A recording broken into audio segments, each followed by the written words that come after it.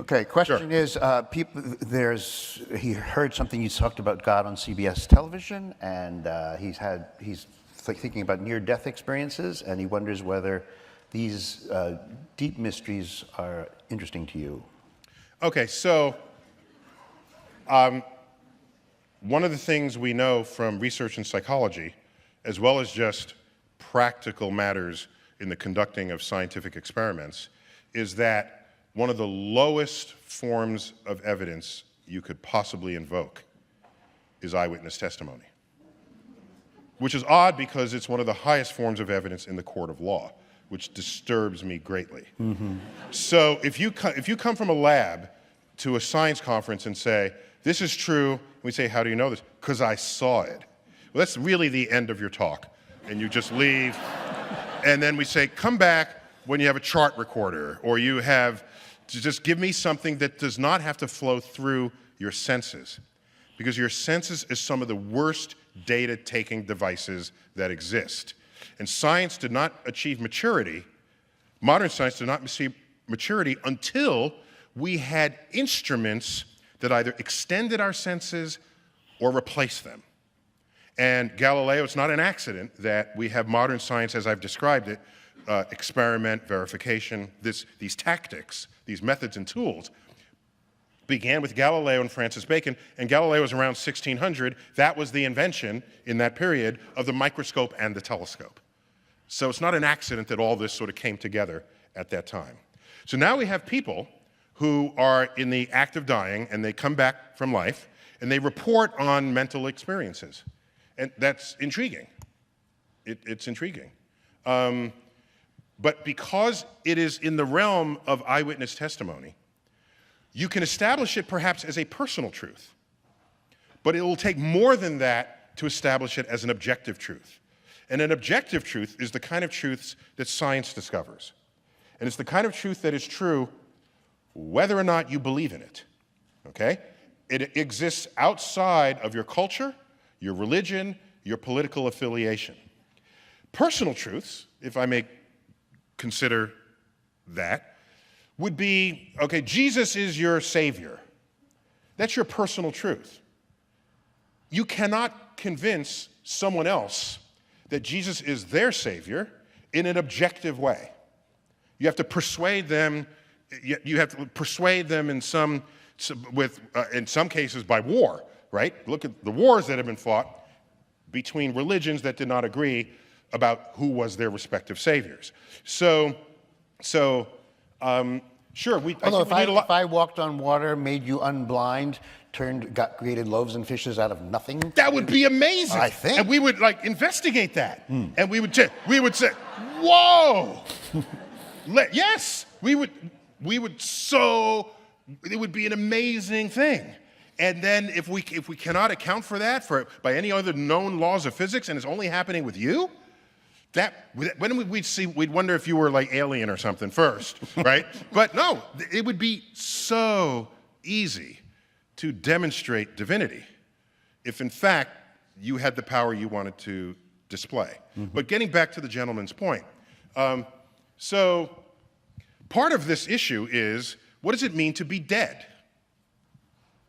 Okay, it used to be, did you fog a mirror that was held up in front of you while you were laying there on your bed, all right? And if you didn't fog the mirror, you were judged to be dead. They would put you in a coffin, and in some parts, it is told, there's a string that they put into the coffin as they buried you, and they put it over a tree branch and connected to a bell. If you woke up, you would pull the string, and that's where you get the term dead ringer, okay? You would pull the string, and you come rescue me because you buried a living person, okay? So, then it was you're dead because your heart stopped. Well, we know why a heart beats. It's electrochemical. So you do pa-chunk, the heart beats again. We got that one. Okay? Well, is it when you're brain dead? Well, you can be brain dead, but your heart is still beating. And we can keep you alive. Are you dead yet? Well, no, because your heart's still beating. Is your brain functioning? No. Okay, I can tell you this, that if you're dead long enough so that your brain is deprived oxygen, and then we bring you back, you're not talking about seeing any lights because you're brain dead, okay? So, plus, this often happens to someone who is deathly ill to begin with, and where are they? They're in a hospital. And if they go into cardiac arrest or something critical, they take you from your hospital bed to an operating table. And what is sitting above an operating table? Lights. Bright lights, okay? And so if you say, oh, I was dead and I came back and I saw lights, maybe it's not all the cases, but it's many of the cases, okay? Now, there were skeptics who tried to do an experiment. There are people who say they left their body, and they saw, we got some of those? Montesquieu. So here's what when was Montesquieu?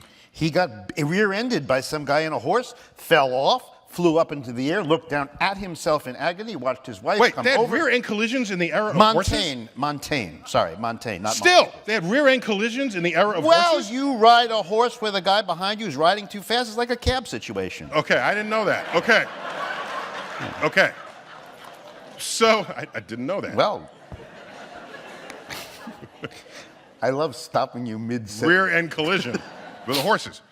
Where was I? So there was an experiment. So there's some descriptions that are part of this near-death experience literature where they come above and they see themselves down there on the bed, okay? So what they decided to do is for people who are about to die, they would write a message facing upwards to the ceiling above the bed and suspend it there. So if a person goes above their bed and looks down, they'd be able to read the message. So when they rejoin their body, they should then tell us what message they saw. That's never happened. It's just, no. That's a no. Now, I have a cousin who, when her father died, was alone with him in the room, and he's in an open casket. And she's otherwise completely rational, okay? I'm not saying this is a crazy person. She's a real estate agent, okay? Speaks for itself. Okay. Among other okay. So she's in there. She tells me of a conversation she had with her dead father. And I said, was it in your mind? No, he sat up and spoke to her. I said, what was the conversation? And she said, well, he said, don't worry about him, he's in a better place, this sort of thing. So, this is her eyewitness testimony. I'm not going to say it's wrong, I'm just saying it's not scientifically useful. That's all I'm really saying here, okay? I told her, next time this happens, ask these questions and not those questions, okay? Don't say, are you happy? No, say, are you wearing clothes? Where are you? Where did you get your clothes? What temperature is it? Just ask questions. Like, this is an amazing scientific experiment you could be performing. So that's my lesson to all of you, that if you find yourself in that situation, okay? Because if a dead person sits up and starts talking to me, oh my gosh, my iPhone is coming out, I'm getting chart recorders, I'm gonna be all up in that as an experimenter, okay? Question is, can you help us understand a multi-dimensional universe? What would be the dimensions we are unaware of? Any dimension higher than the 3 that we're familiar with, or the actual 4 that we're embedded in. We live in a 4-dimensional world. And that might sound a little flaky or freaky, but consider the following fact. You have never met someone at a place unless it was also at a time. And you have never met someone at a time unless it was also at a place. That requires 4 dimensions of coordinates. Wait. What about in a dream? Is the dream happening inside your head? Yes.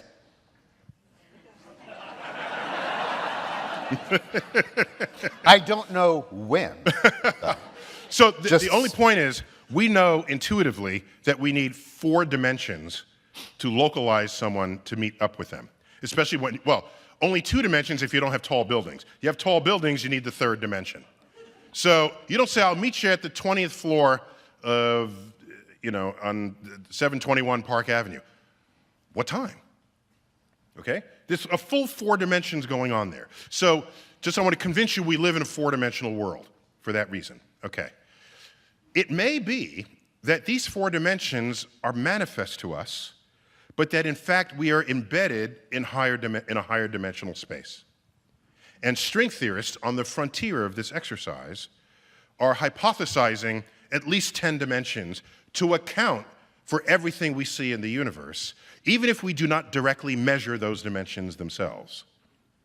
Now, with your permission, may I go on a dimensional journey with you? May I? Might take you on a journey? A dimensional odyssey. Odyssey. Are you ready? Yes. Okay. Are we ready? Just get ready for this. Okay.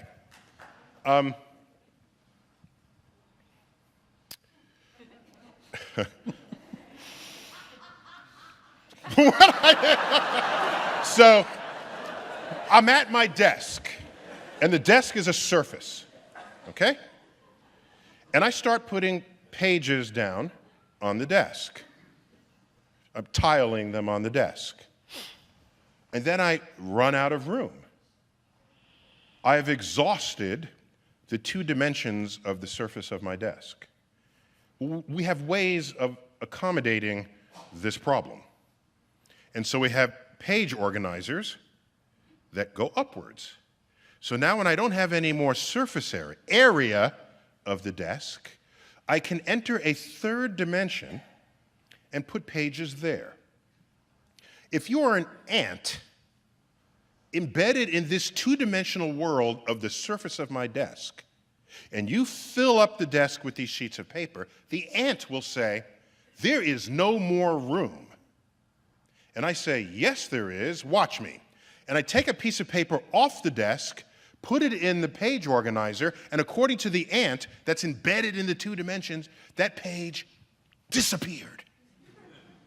It disappeared into a dimension that ant does not have access to. What a brilliant invention this is. You can put practically an unlimited number of pages, far more pages above the desk than on the desk. So access to a 3rd dimension is an extraordinarily useful storage device for a 2-dimensional creature. Does the ant trust you that what it cannot see is nevertheless there? You have to then talk to it about this extra dimension. And then it will have to just trust you. Yes. Because watch what happens next. I now have my 3-dimensional room, and I'm filling it with boxes. Now I've run out of space to put the boxes. But now a 4-dimensional alien looks at us and says, I got this. Just move it into the 4th dimension. What are you talking about? And the alien comes in, reaches in, takes one of the boxes, and then the box disappears. Disappears. It went into a 4th dimension. And this was captured in the film Monsters, Inc. Did you guys see this film? These are monsters that work in a door factory, and they make these doors, and they open the door, and it is the door of a kid's bedroom or their closet. And they step through, and they're in the kid's closet. And then they scare the kid, because that's their job. They're monsters, okay? This doorway is a portal through the 4th dimension and then back to the 3rd. So imagine a new storage system where you just go to Home Depot and buy a door. And that door is your portal to a 4th dimension. You open the door, put your boxes, close the door, you look on the other side of the door, there's nothing there. So this is what's going on when you have access to higher dimensions. Wait. Don't you have to then talk to somebody? Because as far as you know, if you're a scientist and you need data What you have is something that you had, it's gone, and now a voice says, I've got this. Yeah, if Is that data? If it's a voice from the fourth dimension, I'm going to listen to it. So does every dimension I'm not going to say, come no, with a you're lying. narrator? If there's a voice coming out of the fourth dimension and makes one of my boxes disappear, I'm thinking it's got more power than I do and more knowledge of the space-time continuum. So I'm going with it. Does that mean that in order for a scientist to credit another dimension with real existence, it will need a testifier from beyond? So you need a dimension plus a dimension voice? A Yeah, a dimensionless voice. Yeah, that comes from another place. Mm-hmm. Now, there are things that happen in quantum physics that kind of defy our sensibilities. Like particles pop in and out of existence. They defy any rational attempt to understand it. Particles can be entangled with one another. A particle can be here, and there's a barrier, and it can spontaneously show up on the other side of the barrier at faster than the speed of light. All of this is just mysterious. Let me ask you, suppose you have a sphere, and I live in a two-dimensional world, and you take this hollow sphere, so it's a shell, and you pass that sphere through my two-dimensional universe. How will I describe that? I will say, this point just appeared out of nowhere. Oops, now it's a circle, a small circle. And that circle's getting bigger by the moment. Oh my gosh, oh, it reached a maximum size. Now that circle's just shrinking. It's shrinking. Up, now it's a point. Now the whole thing disappeared. This would be completely freaky to a two-dimensional being. But it makes complete sense if you live in 3 dimensions and you pass a sphere through my universe. So, who is to say that some of the mysterious things we are describing accurately, but don't otherwise make sense in a higher dimension? And these are just the manifestations of higher dimensional phenomena in our world. And that's an aspect of what these higher dimensional physicists are trying to establish. At this point... Now I want to totally blow their minds, if I can. Oh, sure. If I may. But you got to stay with me on this, okay? We're all Upper East Siders, so you got this. You ready? Okay. These are not all Upper East Side. There are suspiciously un-Upper East Side people littering the room. Okay. But you got to stay with me, okay? A point has no dimensions. There's no height, width, depth, so it has 0 dimensions. A line has 1 dimension, length, okay? A square has 2 dimensions, sort of height and width. A cube has 3 dimensions, height, width, depth. We got this. Now follow me. A line is 1-dimensional, but it's bounded by 2 0-dimensional things. Those are the points. 1 dimension bounded by 2 0-dimensional points. A square is 2 dimensions bounded by 4 1-dimensional sides. A cube is 3 dimensions bounded by 6 2-dimensional sides. So in other words, the dimensions of your sides are going up. Your line is bound by 0-dimensional points. Your square is bound by 2-dimensional lines. I mean, by 1-dimensional sides. The cube is bound by 2-dimensional squares. Okay? So we're going up 2, 4, 6. 2 points, 4 sides of a square, 6 sides of a cube. And each side is 1 dimension less. They're squares on the sides of a cube. They're lines on the side of a square. They're dots on the sides of a line. Let's go up to a four-dimensional cube. A four-dimensional cube has 8 sides. A regular cube had 6 sides. We're going up by 2. A four-dimensional cube has 8 sides. And each of those sides is a 3-dimensional cube, 1 dimension down from itself. In the same way, each side of a 3-dimensional cube is a 2-dimensional square.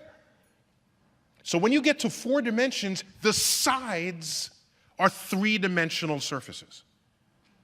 And you can take this all the way up. And our brains can't picture what we call a hypercube, in some circles a tesseract.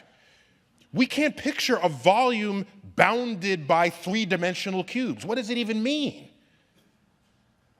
This is because we evolved in the plains of Africa, just not wanting to get eaten by a lion. Our neurosynapses are ill-equipped to do the distance on this. And this is why we invent mathematics that can take us there. Well, the mathematics can help us imagine it, but if we want to credit it with reality, then you have to design an experiment that somehow touches your own world. Yes, yes. So you can invent something that you can't see if it has testable consequences in ways that you can see. That's perfectly allowed. Not a problem. Mm-hmm. Oh, and by the way, there's some people that say you cannot prove a negative. Some people like coming after.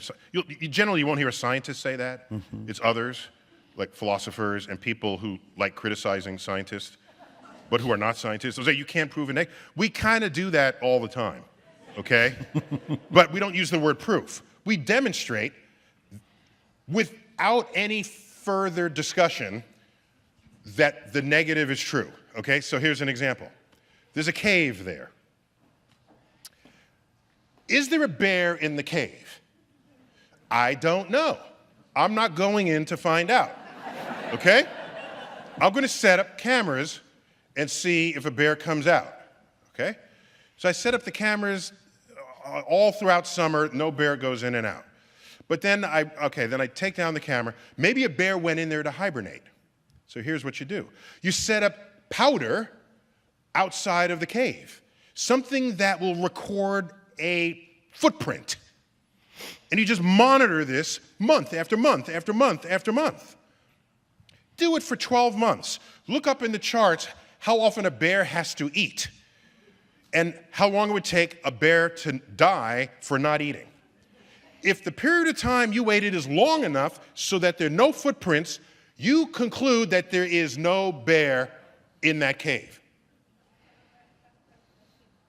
I just demonstrated a negative sufficient enough for me to no longer pose that question and go on to another problem. But if you are so distracted that it's not a formal proof of a negative, then you could just keep sitting there wondering while the rest of us decode the nature of the universe.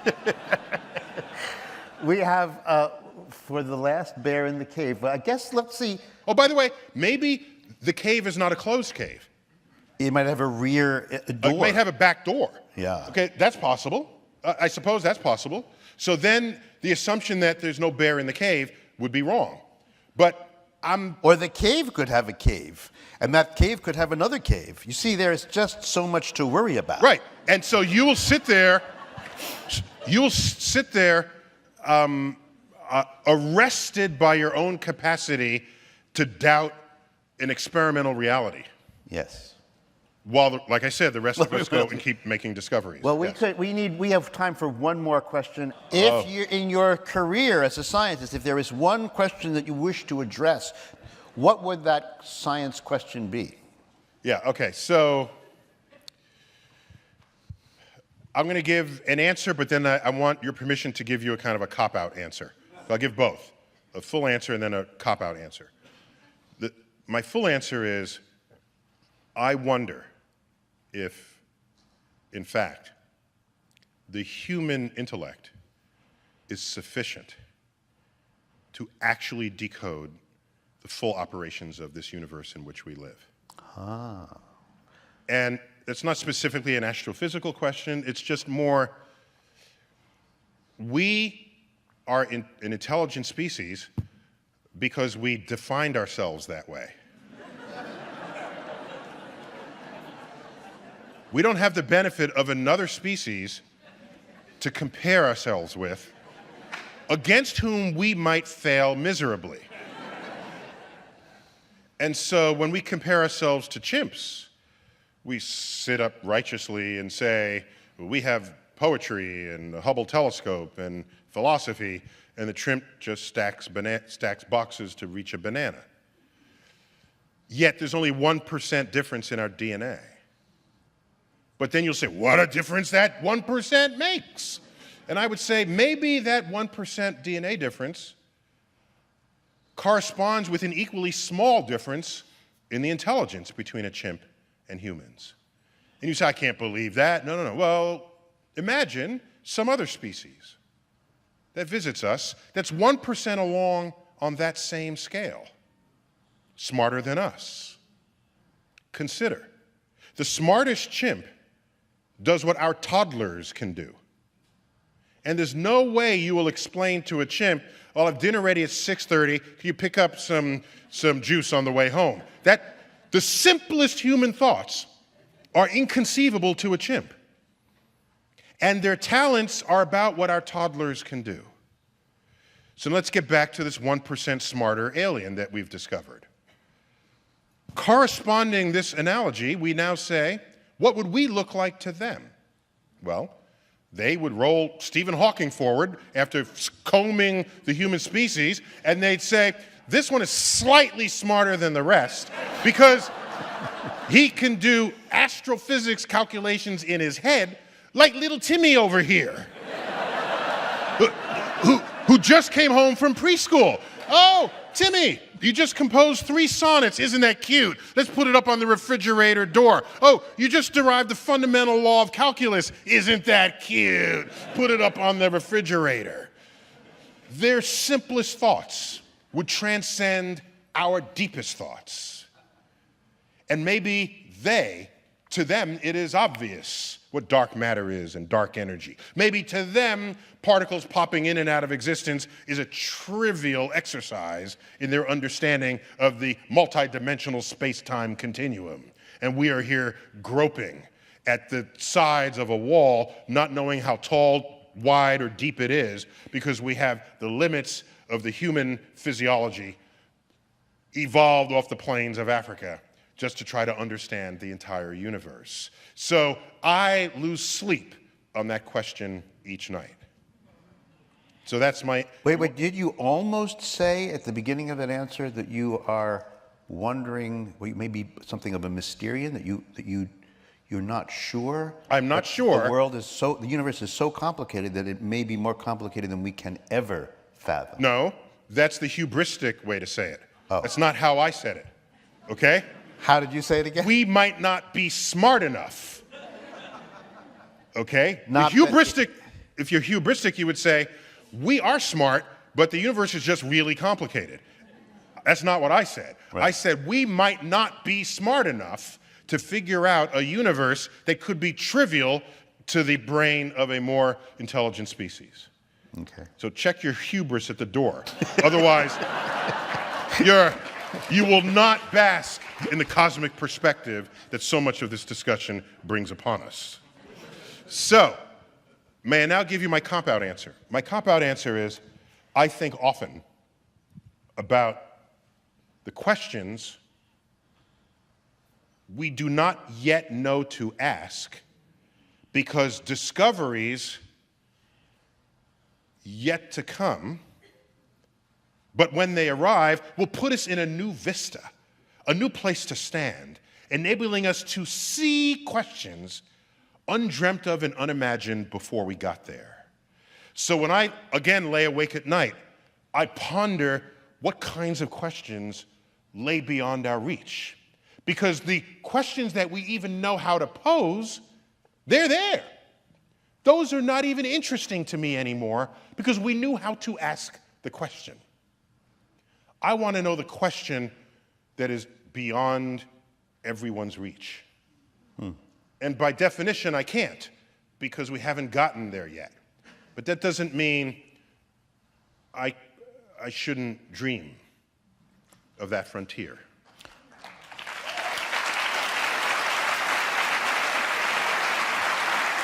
And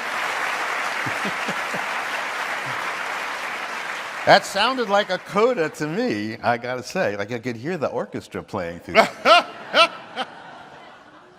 may I offer a better coda? Yes. And then we'll let you go. But I Yeah, we kinda went here wanna hear long. this. Sorry, we went long. Try not to ever forget that the history of this exercise, this beautiful exercise where we find out where we fit in this great unfolding of cosmic events and phenomena, that the larger grows the area of knowledge, okay? The bigger that area grows, just remember, so too grows our perimeter of ignorance. It may be that as much as we think we know, as much as we know, as much as the more things that we ultimately learn, for all we know, we could be steeped in the center of infinite ignorance, which then provides job security forever for scientists, right? Robert Krulwich. Neil Tyson.